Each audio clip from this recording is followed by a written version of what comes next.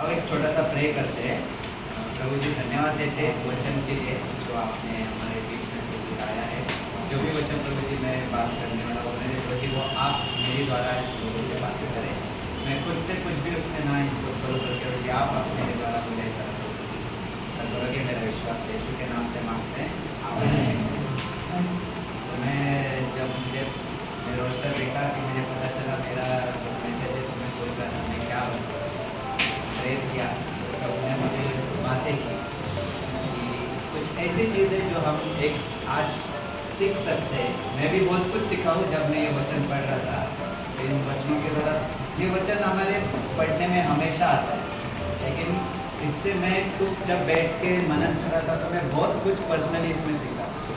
तो आज का मेरा टॉपिक है मैं कौन हूँ। मैं कौन हूँ। ओके, तो कुछ वचन से हम निकाल के रखेंगे।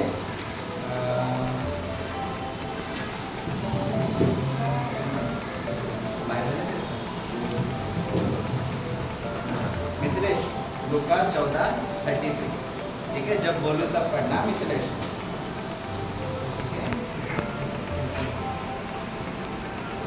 साक्षी है श्रद्धा, पूजा श्रद्धा। यूहन्ना 8:12 पूजा। यूहन्ना 8:12 पूजा।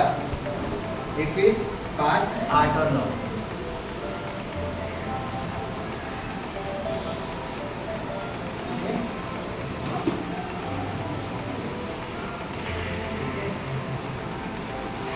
आज का मेरा टॉपिक है मैं कौन हूँ। अगर हमें कोई पूछे आप कौन हो, अगर अर्जुन को मैं पूछूं अर्जुन आप कौन हो, आगे पूछता हूँ अर्जुन मुझे मैं तो हमें भी पूछा तो थोड़ा हम ऐसा हड़बड़ा जाते हैं कि मैं कौन हूँ मैं कौन हूँ। लेकिन आज हम बाइबल में एक ऐसा छोटी सी प्रभु का एक उपदेश है उसमें से सीखेंगे कि हमारा एक मूल्य अलग ही तरीके से प्रभु ने वहाँ पे बताया। हो सकता है कि हम पढ़ते वक्त उस नज़रिए से वहाँ पे देख नहीं पाएंगे, लेकिन एक उपदेश है उसको प्रभु ने बहुत हमारा क्या कीमत है हमारे जो यहाँ पे बैठे हुए हर एक लोगों का क्या कीमत है वो प्रभु ने उसमें बताया है। ओके, तो हम आज का जो हमारा वचन होगा वो मत्ती 5:13 से 16 के बीच में जो वचन है उसमें से होगा। तो आज हम थोड़ा ये जो उपदेश के बारे में पढ़ने से पहले थोड़ा बैकग्राउंड समझ लेते हैं कि ये उस समय की बात है जब यीशु मसीह ने अपनी सेवा शुरुआत की थी। तो प्रभु ने काना गांव में वो दाखरस बनाया था। तो प्रभु ने जस्ट इनिशियल स्टार्ट किया था उनका प्रचार के। और जब ये उपदेश देने से पहले प्रभु लोगों के बीच में थे तो क्राउड को देख के प्रभु पहाड़ पे चढ़े, जो जैतून पहाड़ पे थे उस पे चढ़े। और वहाँ पे उन्होंने बैठ के जब उनके पास चेले आए तो उन्होंने बहुत सारी बातों पे उन्हें उपदेश दिया। तो उन्होंने उनको धन्य वचन के बारे में भी बताया, तो वो भी लिखा हुआ है उसके बारे में। तो ऐसे अलग अलग बातों के बारे में उन्होंने बताया, प्रभु ने उनसे बातें की। तो ये बात उस समय की है कि जब मोबाइल फोन्स नहीं थे, ना ईमेल्स था, ना किसी को चिट्ठी भेज सकते थे। प्रभु यीशु मसीह को उस समय लोगों के बीच जा के बातें करना पड़ता था। तो प्रभु यीशु मसीह चल के जाते थे, बोट से जाते थे। आज हमारे पास मोबाइल फ़ोन है, अगर हमको किसी को बात करना है तो फ़ोन पे बात करते हैं। जब हमारी वर्चुअल मीटिंग्स होती है, सेल ग्रुप मीटिंग्स वगैरह होती है, एक टाइम था हम सामने सामने मिलते थे, अभी वर्चुअली हम एक सेकेंड में सबको एक साथ कनेक्ट कर सकते हैं। तो आज का हमारा जनरेशन से जो अपग्रेड हुआ है हमें एडवांटेज प्रिविलेज मिला है। लेकिन ये वो समय था जब कुछ भी नहीं था, प्रभु जी लोगों के बीच जा के बातें करते थे। ओके, तो आज हम इस उपदेश की ओर देखते हैं। एक वचन 13 से 16 के बीच हम पढ़ते हैं।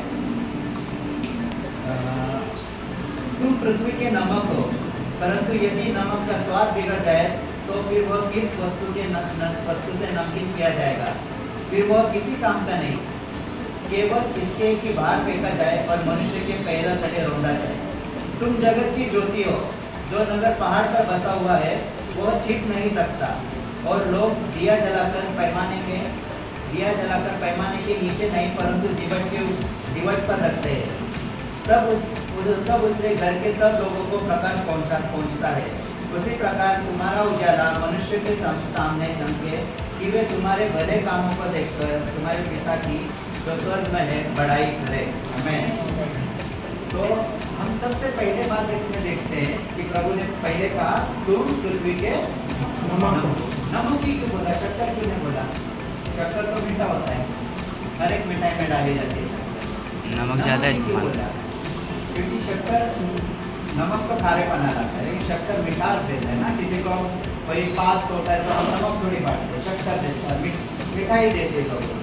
यहाँ पे नमक ही क्यों बोला? ओके, तो हम देखते हैं कि नमक की कुछ ऐसे गुणधर्म है जो कभी कभी हमें पता है ये सब, लेकिन हमारे दिमाग से स्लिप्स हो जाते हैं। ओके, तो नमक का सबसे पहला गुणधर्म है वो किसी भी खाद्य पदार्थ को खराब होने नहीं देता।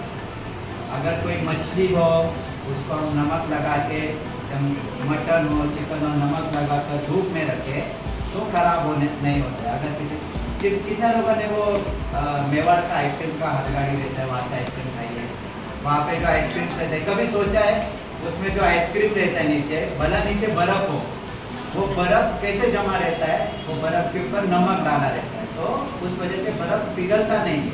तो बर्फ वो नमक की वजह से बर्फ बना रहता है, और बर्फ बना रहता है तो आइसक्रीम खराब नहीं होता है। तो एक नमक का ये भी गुणधर्म है कि वो किसी चीज़ को, किसी खाद्य पदार्थों मछली को खराब होने नहीं देता है। इसी तरह ये संसार के लोग बहुत ही अलग अलग तरीके से खराब होते जा रहे हैं। जब से मोबाइल रिवॉल्यूशन हुआ है, मोबाइल रिवॉल्यूशन हुआ है, हर एक के हाथों में मोबाइल फोन आया है, तब से हम में से हर एक लोग हो सकते हैं, बाकी बहुत लोग बिगड़ने की रास्ते पे ज़्यादा जल्दी चले जाते हैं। ओके, हमारे में बुरी संगति जल्दी लगने लगती है। तो प्रभु ने इन जो इस संसार के जो खराब हो रहे हैं, जो अंधेरे में जा रहे हैं, उनको बचाने के लिए प्रभु ने हमें नमक की तरह उनके बीच भेजा है, ताकि हम उनका जीवन खराब होने से बचाएं। तो जो पहला गुणधर्म है, किसी को खराब होने नहीं देता। अगर मेरे साथ अजय है तो अजय अगर कुछ गलत कर रहा है तो प्रभु ने मुझे अजय के बीच में भेजा है कि अजय का जीवन खराब होने से मैं उसे बचाऊं। ओके, नमक का दूसरा गुणधर्म है खाने को स्वादिष्ट बनाता है। ये तो सबको पता रहेगा, नमक के बिना खाना अधूरा है। लेकिन बहुत बार अगर ऐसा होता है कि अगर हम कितना भी अच्छा खाना पकाए, हम मटन खाए, मटन पकाने में मस्त पक गया, ऐसा डाले गल गया, चिकन मस्त पक गया, सब अच्छा हुआ, मसाला एकदम कच्चा नहीं है, मिर्ची पाउडर धनिया पाउडर सब पका हुआ है, लेकिन उसमें नमक ही ना हो तो कैसा रहेगा? मेरी एक गलत आदत है, मैं खाने में पहले नमक नहीं डालता हूँ, मुझे डर रहता है खट्टा हो जाएगा, मैं ऊपर से नमक डालता हूँ तो खाना बनने के बाद डालता हूँ। लेकिन उसके बिना नमक के बिना खाने का स्वाद नहीं आता। उसी तरह प्रभु चाहता है हम दूसरों के लिए आशीष का कारण बने।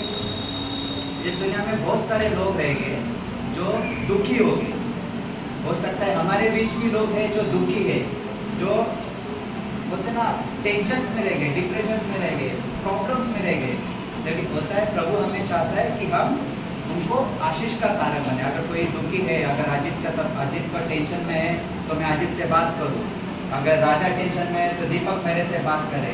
प्रभु चाहता है कि हमारे द्वारा जो हमारे बीच में लोग हैं या फिर संसार के कोई भी लोग हैं, तो उनको हम एक आशीष का कारण बने। चाहे हम बातें करें सिर्फ उनसे, तो हमारे द्वारा हमारी बातों से शायद प्रभु उनको आशीष दे देगा। नमक का तीसरा गुणधर्म है उसकी मात्रा भले कम हो पर वो अपना प्रभाव छोड़ के चला जाता है। कम क्वांटिटी में होता है, जितना मिर्ची पाउडर डाले उतना ही नमक हम नहीं डाल सकते, नमक कम डालते हैं, लेकिन एक अपना गुणधर्म वहाँ पे छोड़ जाता है। इसी तरह हम विश्वासी लोगों का भी जीवन होना चाहिए, हम जहाँ भी जाए हमारा प्रभाव छोड़ना चाहिए। लेकिन ये कब पॉसिबल है? प्रभाव छोड़ना कब पॉसिबल है? जब प्रभु हमारे साथ है, प्रभु हमारे बीच है। अगर मैं यीशु मसीह को लेके लोगों के बीच जाऊँ और वहाँ पे बातें करूँ, तभी मैं उनके बीच प्रभाव छोड़ सकता हूँ।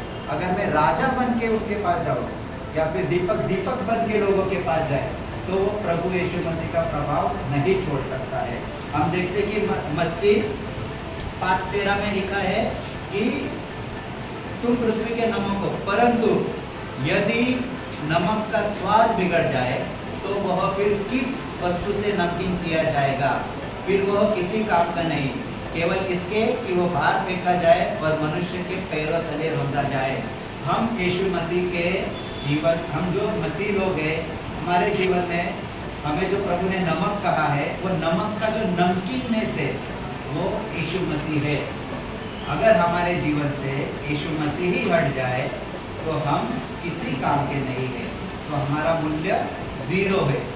तो हमारा मूल्य किस चीज़ पे टिका है? यीशु मसीह हमारे जीवन में है तो हमारा मूल्य है, तो हम लोगों के जीवन में एक स्वाद ला सकते हैं। ओके, आगे हम देखते हैं कि लूका 14:33, लूका 14:33। इसी तुम में से जो कोई अपना सब कुछ त्याग न दे वह मेरा चेला नहीं है।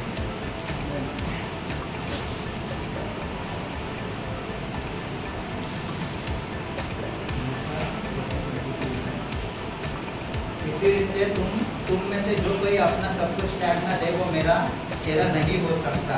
तो हमें इस वचन में कहा है कि अगर मुझे यीशु मसीह का साथ बनना है तो मुझे क्या करना पड़ेगा? त्याग देना पड़ेगा। अगर यीशु मसीह का जो नमक का जो नमकीन गुणधर्म है वो मुझ में लाना है तो मुझे बहुत कुछ त्याग करना पड़ेगा। आगे हम देखते हैं कि नमक का चौथा गुणधर्म है, जहाँ भी जाता है वहाँ घुल जाता है। ठीक है, वो पानी में, हम नींबू पानी में देखते, शक्कर डालते, नींबू डालते, नमक डाले, वो हमारे आंखों के सामने नमक हिलाते हिलाते घुल चला जाता है। उसी तरह है, हमें प्रभु ने बताया, मतलब कई बार ऐसा होता है कि हम खाना बहुत अच्छा बनाते हैं, खाना एकदम अच्छा बन गया, नमक विमक सब अच्छा गिर गया, तो लोग मसाले की तारीफ करते हैं, चिकन की तारीफ करते हैं, अच्छा बन रहा है, मटन अच्छा बन रहा है। जब भी मैं मटन पकाता हूँ तो मैं दीपक को ज़रूर बुलाता हूँ खाने के लिए, और दीपक से ज़रूर फीडबैक लेता हूँ कैसा पका है वो, तो दीपक से बताता है मुझे। तो मटन की तारीफ करते हैं, मसाले की तारीफ करते हैं, लेकिन नमक की तारीफ नहीं करते। नमक अपना घुल के गायब हो जाता है। उसी तरह हमें हम जो मसीह लोग हैं, हम जहाँ पर भी दूसरे लोगों के, संसार के लोगों के बीच हो या अपने लोगों के बीच हो, चाहे प्रभु की सेवा करें, काम करें, आशीष दें, तो उनसे रिटर्न एक्सपेक्टेशन कुछ नहीं रखना है। हमें वहाँ से अपना कुछ भी आशीष हो जो प्रभु हमारे द्वारा उनको देना चाहते हैं, बातों के द्वारा, हमारे कार्य के द्वारा, हम वहाँ पे जाए, उनको बताएं, और एक्सपेक्टेशन नहीं रखना चाहिए कि वो भी मुझे तारीफ करें, क्योंकि नमक एक्सपेक्टेशन नहीं रखता है। वो जाता है नींबू पानी में घुल के गायब हो जाता है। नींबू पानी अच्छा हो, लोग वही बोलते हैं। उसी तरह अगर जॉय के जीवन में वो अच्छा म्यूजिक बजा रहा है तो जॉय अच्छा बजा रहा है, मैं एक्सपेक्टेशन नहीं रखूँगा कि जॉय मुझे तारीफ करे।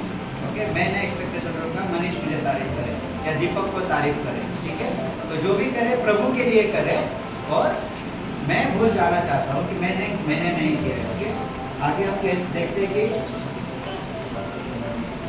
देखते कि प्रभु ने कहा है कि पहले 2 वचन में कहा है प्रभु ने कि तुम नमक हो। आगे प्रभु ने कहा है कि तुम जगत की ज्योति हो। तो यूहन्ना 8:12 में हम देखते हैं कि प्रभु ने कहा है कि मैं खुद जगत की ज्योति हूँ। यूहन्ना 8:12। तब यीशु ने फिर लोगों से कहा, जगत की ज्योति मैं हूँ, जो मेरे पीछे हो लेगा वो अंधकार में न चलेगा परंतु जीवन की ज्योति पाएगा।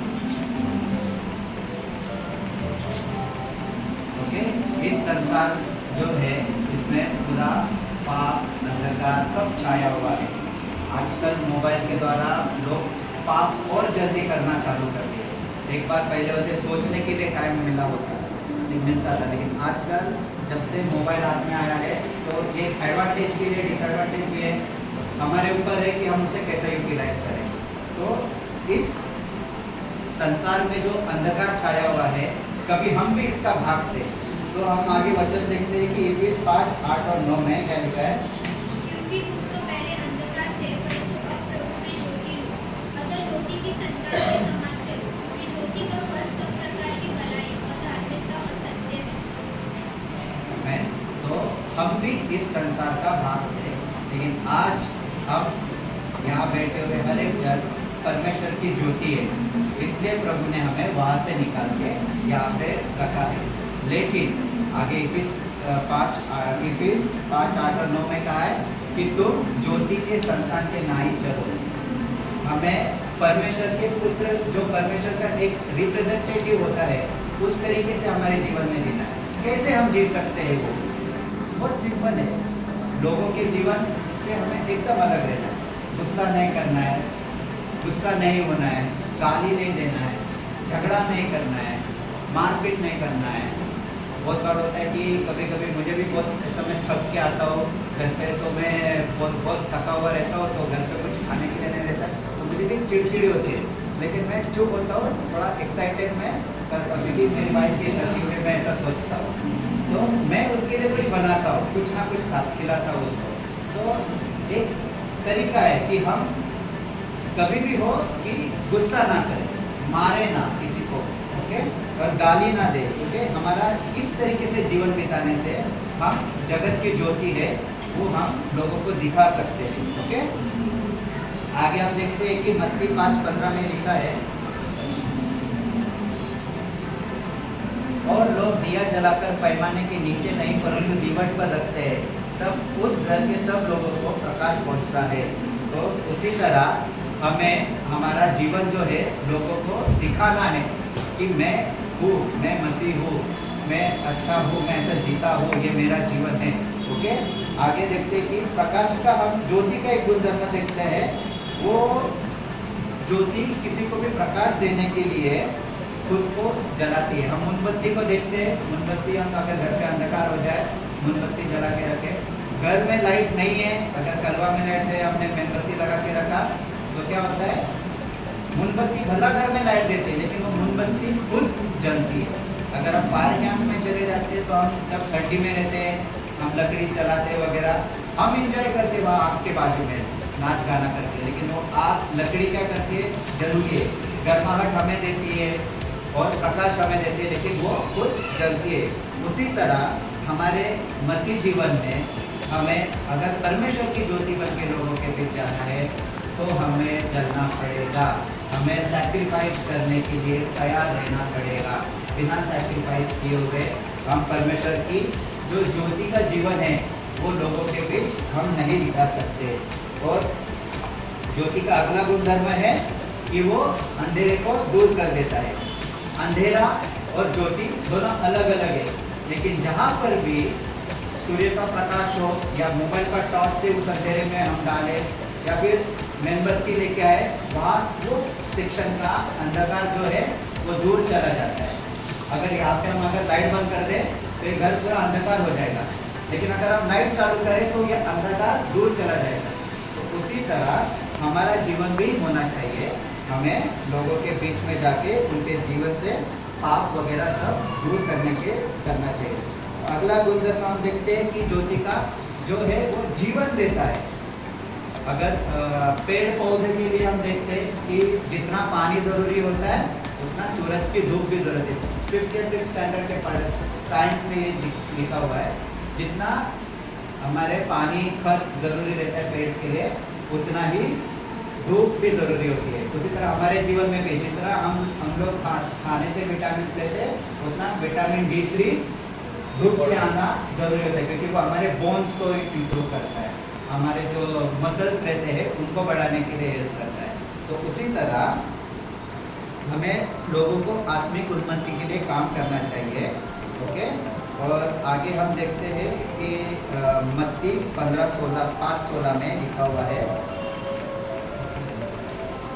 उसी प्रकार तुम्हारा उजाला मनुष्य के सामने चमके कि वे तुम्हारे भले कामों को देखकर तुम्हारे पिता की जो स्वर्ग में है बड़ाई करे। प्रभु ने हमें कहा है, तुम ज्योति हो, मैंने तुम्हें जगत का नमक बनाया है, तुम्हें लोगों के बीच ज्योति और नमक जैसा काम करना है। लेकिन आगे प्रभु ने क्या कहा है? हमारे कामों को देख के लोग परमेश्वर की बड़ाई करें। किसकी बड़ाई करें? परमेश्वर की बड़ाई करें।